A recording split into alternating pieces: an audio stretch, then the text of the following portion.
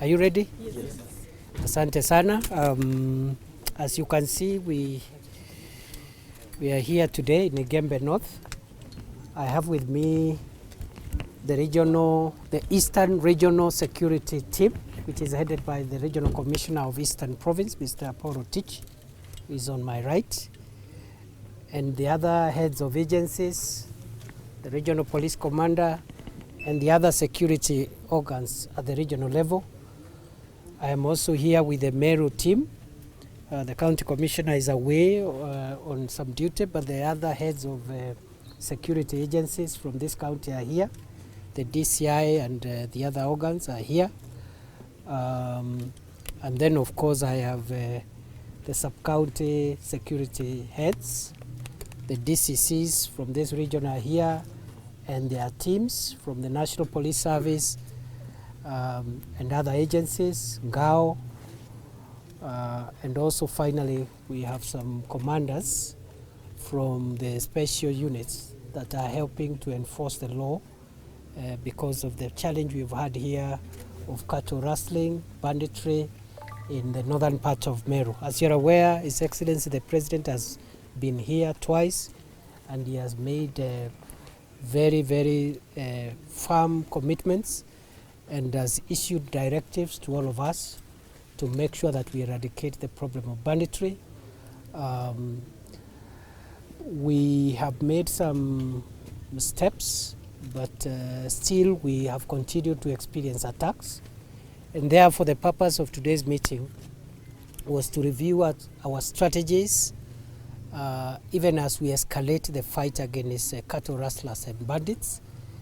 And we are in a position to firm up the measures that we already took. First, as you're aware, we have increased our camps of specialized police units in this area. We have increased the establishment of the camps. The last one was established on Friday, and we are hoping that next week one more will be established. I will not tell you the exact places for security reasons, but it is important for the members of the community here in this county and in this region to know that we have sealed the places and corridors where bandits have been passing through when they steal livestock from this area by putting up more security camps of specialized units, including the anti-stock theft unit and the general service unit, among other specialized agencies of the National Police Service. The establishment of the new camps, as I've said, the latest one was set up on Friday, and we are hoping to set up one more in the next few days within the week. That will complete the kind of deployment we think should be adequate for now to engage the cattle rustlers and neutralize the threats that we are facing in this area. Number two, we have also commenced the training of 140 National Police Reservists. The commencement of the training is tomorrow, and they are going to graduate by 15th of December. So I'll be back here to oversee the graduation of additional National Police Reservists to support the work of the regular and other specialized police units that are working in this area. So that again is a major step in terms of scaling up the war against cattle rustlers. Number three, I'll be back again in a short while because one of the measures that we are going to take is to increase the number of administrative units so that we can have more assistant chiefs, more chiefs, and even more ACCs to support the work that is being done by the DCCs, the county teams, and also the regional team headed by the regional commissioner. So in terms of administrative units, We are going to operationalize more locations, sub-locations, and divisions, and I'll be back again in a short while to oversee that process, and the others will be presided over by the regional commissioner and the regional team from Embu.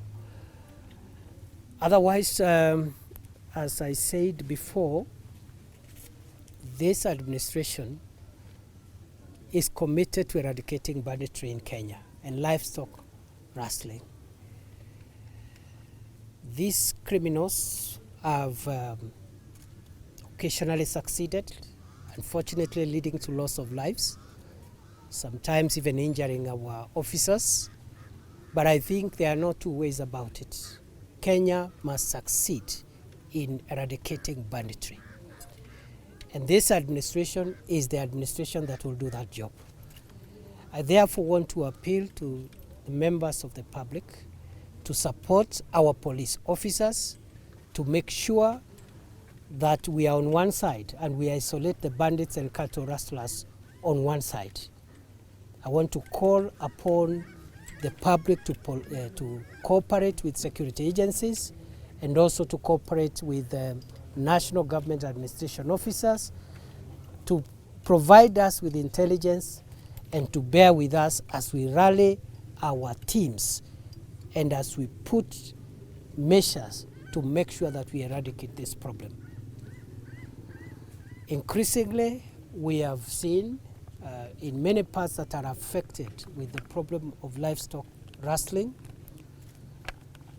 political leaders trying to interfere with security operations and bringing politics in matters counter banditry. We have instructed our security agencies to make sure that the war against cattle rustlers is not in any way politicized. And any political leader who uses politics to complicate the war against banditry, legal action will be taken against them, irrespective of their political persuasion, whether or not they are leaning towards the government political party or the opposition. We'll take action against them and will be very ruthless, and we will not care how many votes that particular person got, because there is no connection between being voted and abetting or encouraging crime. So this war, once again, I'm calling on the people of Kenya to be on one side. Political leaders, government officials, security managers at all levels, members of the public, we must all rally together on one side and isolate these bloodthirsty criminals so that we can eliminate them.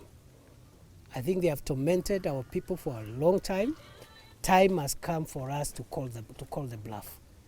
We're going to go out of our way not only to secure communities from attacks, but also to take preemptive measures and neutralize the threat of bandits from source.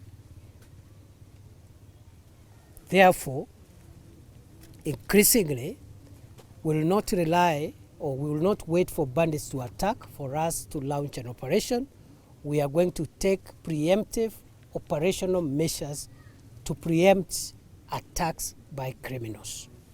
Finally, our security officers, being professionals and being people who know what to do, they have firm instructions on what to do within the Constitution and within the law when their lives and the lives of the people of Kenya is threatened by armed criminals. We say so because in the last few months we have seen criminals trying to use firearms not only to kill innocent civilians but also to try and injure officers wearing the uniform of our country. The guns and the weapons that our officers carry are for the protection of the public and also for the protection of themselves against the fire of criminals. And therefore, agencies that are involved know what to do when their life is at risk and the life of the people of Kenya are at risk. That is what has brought us here.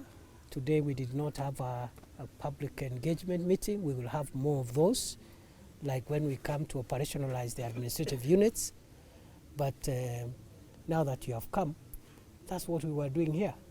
Nothing more, nothing less. We came here because the last few weeks we have seen consistent attacks.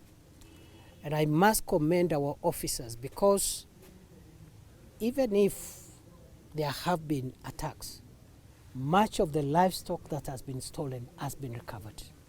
We have a few that is still outstanding, including the latest attack which took place 3 days ago. The livestock that was stolen has not been recovered because of the weather and other complications that made it difficult for the officers that were tracking that livestock to succeed. But we are still looking for them, because this weather has affected everybody, including bandits. So we are going to find them one way or the other. So I want to commend our officers for the sacrifices that they continue to make on behalf of our country, risking their lives. Some of them have been injured in the line of duty. Others have even paid the ultimate price.